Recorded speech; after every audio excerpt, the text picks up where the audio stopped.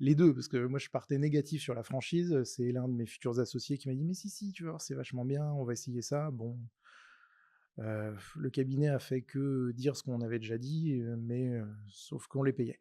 Mmh. Bon, c'est bien aussi, hein, mais peut-être que ça a conforté le choix. Non, mais parfois, effectivement, tu as besoin aussi de passer par une étape où, c'est pas que de l'intuition, où c'est pas que toi et donc voilà, de voir ça ou de le faire valider.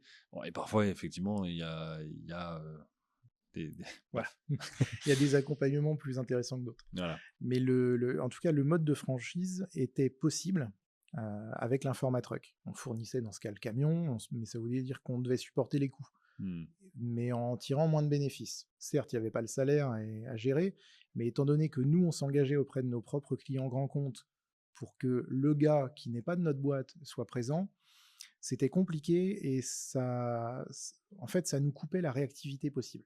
Mmh. Puisque ça dépendait pas de nous, ça dépendait d'une autre boîte qui avait une certaine liberté. Après, on a pensé bien sûr au modèle en licence de marque, donc qui est plus léger, c'est-à-dire que là, c'est eux qui achètent le camion et nous, on vient juste coller dessus, mais le camion, c'était notre barrière à l'entrée, donc Mmh. ça voulait dire qu'au bout de 5 ans, les mecs disaient «Salut, j'enlève l'étiquette, je mets la mienne Oui. et je me barre avec le camion». Ennuyeux.